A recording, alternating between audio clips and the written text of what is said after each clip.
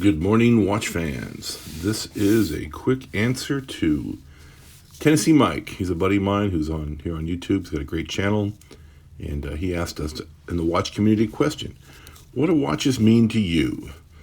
And for me, I've always loved collecting mechanical, unique, one-of-a-kind items, things that I find extremely interesting. I have hats, I have tools, I have watches, I have knives. As you can see, I have quite a few of these military insignias. I find these things interesting. I find them encouraging. I find them slightly unique. I mean, this is a Toastmasters pin from when I was a Toastmaster. This is the Sears U.S. Coast Guard emblem from when I was in the Coast Guard.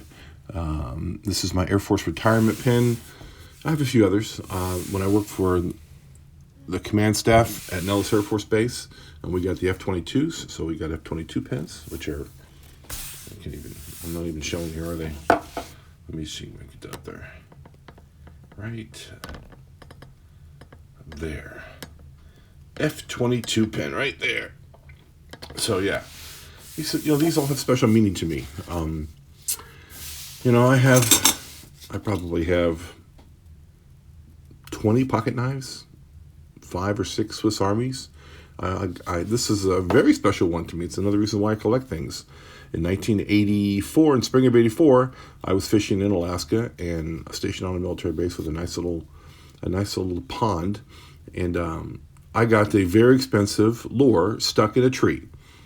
Fish weren't biting, so I hiked 2 miles back to the base. Went to the base exchange, bought the only pocket knife they sold that had a saw in it, hiked back out there, and cut this tree down that was as big around as my leg. It was about a 24-inch round tree. I spent a couple hours sawing, and eventually got my lure back, and still didn't catch any fish. So yeah, what are you gonna do?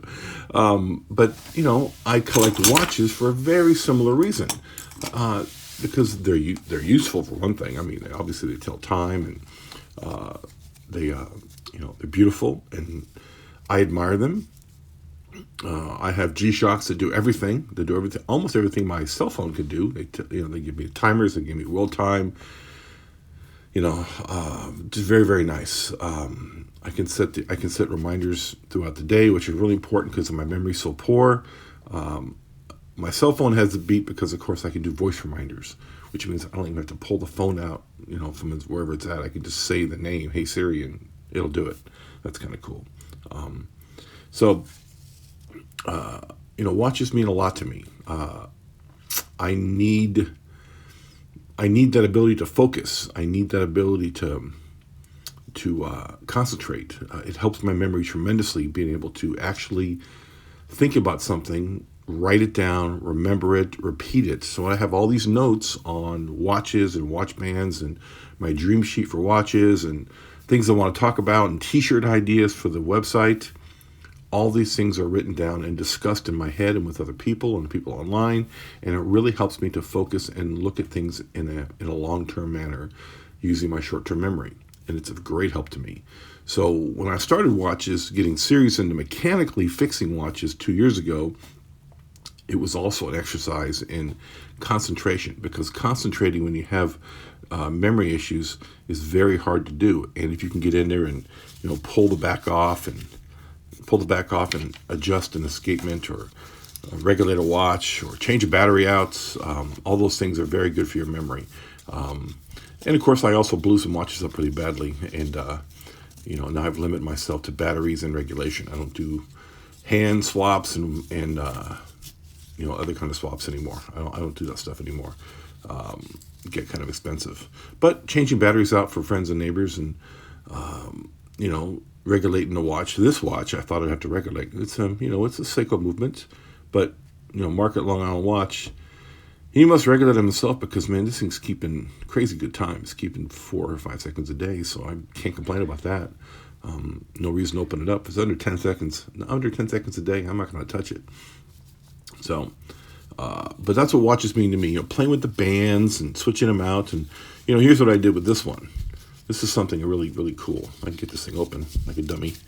I like the Seiko fat bars. I do. I love them. These are Seiko fat bars. And you can see this one is not perfect. If you look at it, it's got some damage to the end bar.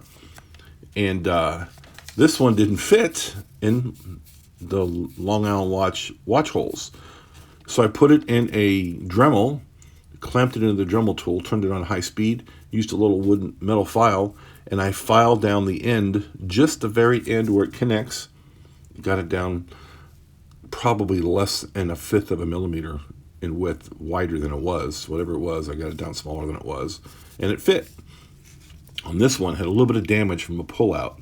I had a spring bar fail on me, and it would not unspring. So I yanked it out, and unfortunately yanked it too hard, and this one came out. The good one came out with it. And so it has a little bit of a damage to the side of the spring bar there. And again, I put this one in the Dremel and filed it down, and now it works perfectly well. So, these little teeny concentrating mechanical things help my memory significantly. And it gives me a slight sense of accomplishment. I'm not exactly a young cub anymore, so fixing anything around the house I like it. So that's what watches mean to me. It gives me a real sense of purpose. It gives me a real joy. It lets me do mechanical things on a small scale that make a big difference. So this has been Big Jim on the Big Wrist talking about watches. You have a great morning, and thanks, Tennessee Mike, for the awesome idea.